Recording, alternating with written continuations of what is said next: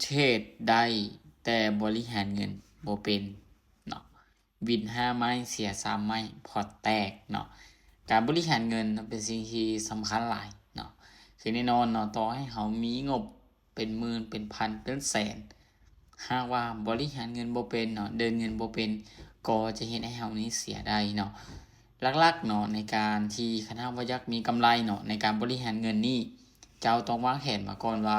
ในงบที่เจ้าเอาเข้ามาเนี่ยเนาะหรือว่าต้นทุนที่เจ้าเอาเข้ามาเนี่ยเจ้ายอมรับความเสี่ยงได้ส่ำใดเนาะ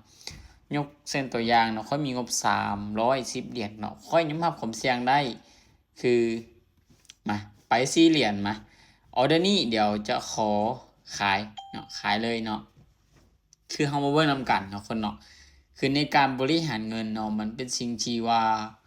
บ่ง่ายและก็บ่ยากเนาะคือออเดอร์นี้เนาะค่อยไปอยู่ที่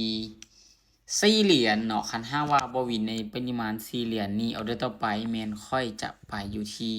8เหรียญเนาะแต่กรณีที่ว่ามันบินเนาะคนเนาะงบต้นทุนที่ค่อยเอามาแม่น300กับ10เหรียญเด้อนะสำหรับเทคนิคที่ค่อยใช้ในปัจจุบันนี้ค่อยจะเบิ่ง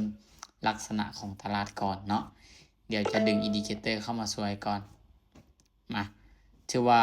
ออเดอร์แรกบินไปเนาะในเมื่อที่เฮาวินปุ๊บเนาะกำไรของเฮาได้มาเท่าใด4เหรียญเนาะ4เหรียญเนาะมาเดี๋ยวจะขอไป4เหรียญอีกเนาะส่วนเวลาที่มันเสียเนาะเฮาควรหยุดในจังหวะใดเนาะเดี๋ยวออเดอร์นี้ขอขายอีกก่อนเนาะขายอีกก่อนกรณีที่ว่าคันหากว่ามันบินเนาะคนเนาะแม่นเดินปกติแบบนี้แหละแต่กรณีที่ว่าเฮาเสียเนาะคนเนาะเฮาต้องได้เบิ่งแล้วว่าลักษณะของตลาดปัจจุบันเนี่ยเฮาสามารถวิเคราะห์ได้หรือบ่เนาะหรือว่าเฮาเชื่อต่อไปแล้วจะมีกำไรบ่เนาะอันนี้เป็นสิ่งที่สำคัญเนาะสำหรับเทคนิคที่ค่อยใช้เนาะจะใช้ในของ William Factor ก่อนเนาะมาเดี๋ยวเฮาเบิ่งนำกันเนาะว่ามันจะสามารถลงมาแล้วก็ปิดขายเฮานี้ได้หรือบ่ก็น่าจะนิ่งไว้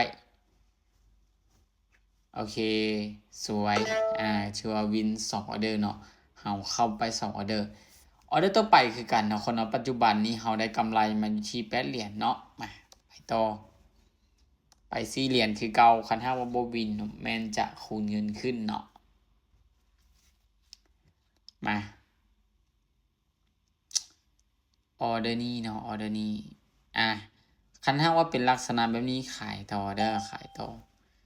ออเดอร์นี้เนาะเอาขายตามลักษณะของตลาดเลยเนาะโดยที่บ่ได้สนกับเทคนิคตัวอื่นเนาะโดยจะเบิ่งลักษณะของตลาดแล้วก็William Factor ไปก่อนเนาะมาเบิ่งนำกันว่ามันจะสามารถลงมาปิดขายหรือบ่เนาะคือออเดอร์นี้เนาะคันหากว่าบ่วินเนาะการบริหารเงินของเฮ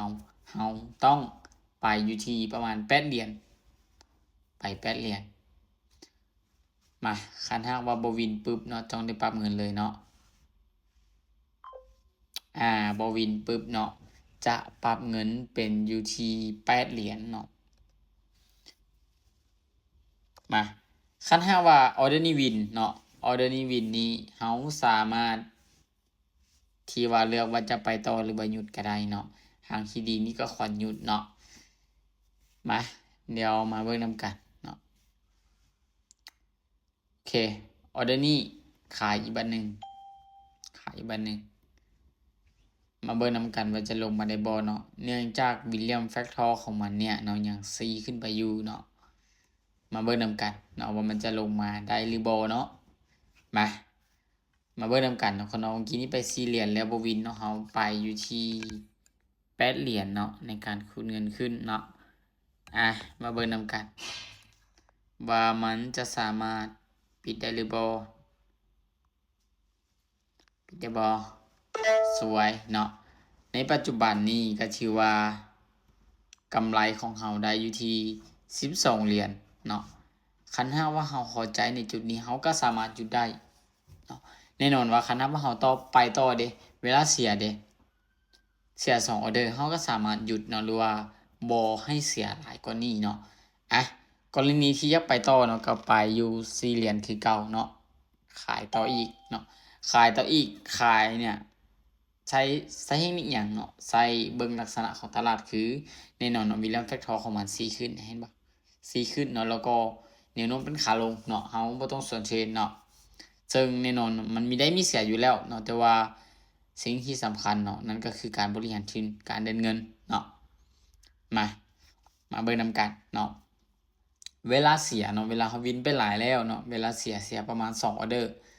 หรือว่าหยุดเนาะเสียประมาณเท่าใดของต้นทุนแล้วก็หยุดเนาะเพื่อบ่หยังเพื่อบ่ให้พอร์ตของเฮานี้แตกเนาะแต่ว่าข้อยเชื่อมั่นว่าเสียประมาณ3ออเดอร์นี้ค่อยยังสามารถยอมรับความเสี่ยงได้เนาะไปอยู่ที่8เหรียญมาเบิ่งนำกันเนาะไปที่8เหรียญมาเบิ่งในลักษณะของตลาดในปัจจุบันนี้เนาะถือว่าโอเคเนาะในปัจจุบันนี้แห่งซื้อหักดันราคาขึ้นไปเนาะตามซื้อได้เลยเนาะ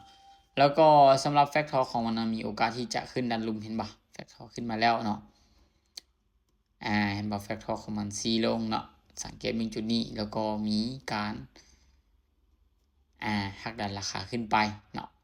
ซึ่งเฮามาเบิ่งนํกันเนาะคนเนาะการเทรดเนาะบ่จำเป็นต้องใช้เทคนิคที่ว่ามันยุ่งยากเนาะเฮามั่นใจในตัวของเฮาเนาะแล้วก็บวกกับการบริหารทุนเนาะหน่อยนึงก็สามารถที่ว่าจะเป็นไปได้แล้วเนาะโอเคสวยเนาะเห็นบ่กำไรปัจจุบันนี้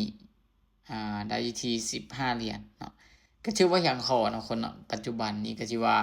ได้กำไรมาน้อยนึงเนาะอันนี้ก็คือการบริหารทุนเนาะเป็นเพียงแต่บางส่วนเท่านั้นเนาะที่เอามาบริหารทุนให้เบิ่งเนาะแน่นอนเนาะคันถ้าว่าเฮาเสียเด้เฮาควรไปเท่าใดเนาะคันถ้าว่าเฮาไป4เสียไป8เสียเนาะ8บวก4เป็นเท่าใดเป็น12เฮาก็สามารถไปอยู่ที่13เนาะ13หรือว่า14ก็ได้เนาะสำนี้ก็น่าจะโอเคเนาะหรือว่าเฮาอาจจะไป15ก็ได้คือกันเนาะแต่คันถ้าว่าเฮาเนาะเบิ่งในลักษณะของตลาดแล้วเนาะหรือว่าอนาคตต่อไปเนี่ยตลาดค่อนข้างที่จะมีความเสี่ยงสูงเนาะฉะนั้นเฮาหยุดก่อนเนาะในเมื่อที่เฮามีกำไรเนาะเฮาควรเก็บกำไรไว้เนาะแล้วก็ไปเบิ่งในช่วงจังหวะของตลาดต่อไปคันถ้าว่าตลาดต่อไปมันงามเฮาก็ควรเก็บจึงเข้าเก็บกำไรใหม่ก็ได้คือกันเนาะสำหรับคลิปนี้เป็นแนวทางในกรณีศึกษาเท่านั้นเนาะคนเนาะเป็นแนวทางให้กับคนที่ยังบริหารเงินบ่เป็นเดินเงินบ่เป็นเนาะลองเอาไปศึกษาเบิ่งเนาะคนเนาะแล้วก็สามารถเอาไปปฏิบัติตามได้